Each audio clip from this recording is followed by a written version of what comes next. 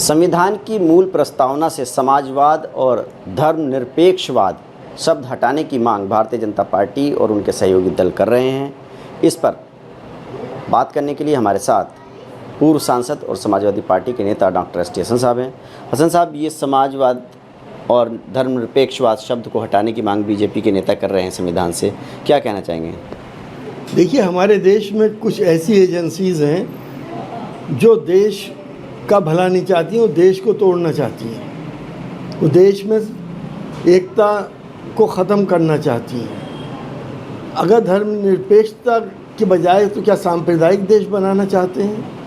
वैसे तो पिछले 10 साल से ही सांप्रदायिक ही देश हो रहा है ये, लेकिन अब आप संविधान में से भी हटा दें धर्मनिरपेक्षता का वर्ड, सेकुलरिज्म का वर्ड और समाजवाद का वर्ड। समाजवाद अगर नहीं रहेगा तो वही सब कुछ होगा जो इटावा में अभी आपने देखा पिछले दिनों में।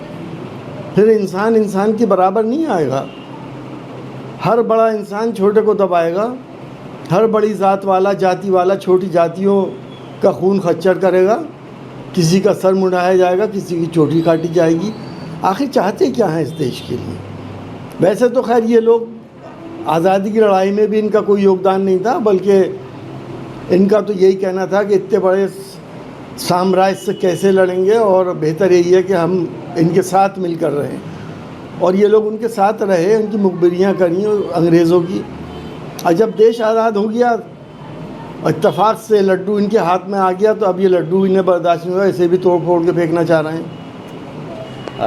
इटावा में जो कथावाचकों की पिटाई हुई है, उसके पीछे आपको क्या लगता है? देखिए, यही चीज़ है कि आज अगर समाजवाद ख़त्म हो गया तो फिर ऐसे ही होगा। क्या इंसान और इंसान में फ़र्क किया जाना चाहिए? क्या छुआछूत का ज़माना फिर वापस लौट रहा है? क्या मनुवादी सोच फिर वापस आ रही है? इंसान इंसान तो सब बराबर है। इस तरह से देश को अब जातियों में बांटकर और एक दूसरे को नीचा दिखाने की कोशिश करके हिंदुस्तान को कमज़ोर करने की साजिश है। बिहार में वोटर लिस्ट को लेकर के काफ़ी विवाद हो रहा है। MIM के नेता असदुद्दीन ओवैसी वो कह रहे हैं कि एक तरह से NRC लागू की जा रही है वोटर लिस्ट के नाम पर, और जो वोटर लिस्टें हैं उसमें नए नाम जोड़ने के लिए और गड़बड़ी की जा रही है। भाजपा पर वो आरोप लगा रहे हैं, तो क्या कहना चाहेंगे चुनाव से पहले इस तरह का वोटर लिस्टों में? देखिए, भाजपा साम दाम दंड भेद सभी कुछ इस्तेमाल करती है, और जो इन्होंने रामपुर से शुरुआत करी थी, उसके बाद कुंदरकी में हुआ, उसके बाद अब बिहार का भी नंबर है। अब वोटर लिस्टों में गड़बड़ी जहाँ जहाँ इलेक्शन हो रहे हैं वहाँ पे हो रही है। अगर 5 से 7% वोट में गड़बड़ी कर दी गई तो वो पार्टी जीतेगी जिसके लिए गड़बड़ी की गई है। तो ये इलेक्शन का ड्रामा हो क्यों रहा है? और बहुत से तरीके थे इलेक्शन कराने के।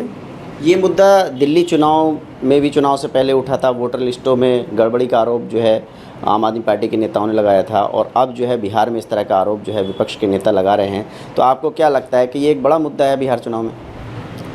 यकीनी तौर पर जब वोटर लिस्टों में गड़बड़ी आप कर देंगे और नए वोटर्स को जोड़ देंगे और एक पर्टिकुलर वर्ग के वोट आप हटा देंगे, तो भी चुनाव कहाँ रहा?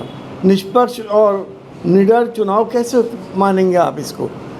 फिर तो एक फॉर्मेलिटी हो जाएगी। डायरेक्ट जिता दिए लोगों को, क्या ज़रूरत है चुनाव कराने की? अगर संविधान से समाजवाद और धर्मनिरपेक्षवाद शब्द हट जाता है तो क्या इसका असर आपको लगता है होगा? देखिए, फिर तो डिस्क्रिमिनेशन होगा सब जगह। हिंदू मुसलमान में डिस्क्रिमिनेशन होगा, हालांकि मुसलमानों के साथ तो आज भी हो रहा है। फिर जातियों में डिस्क्रिमिनेशन होगा। स्वर्ण जातियाँ शूद्रों को परेशान करेंगी।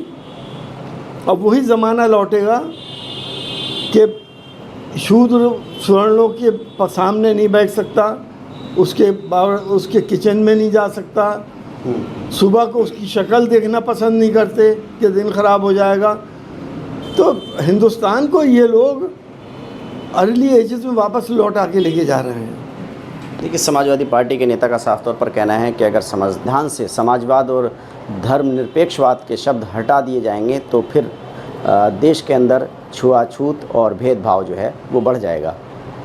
Ubaidur Rahman, ABP news network, Moradabad.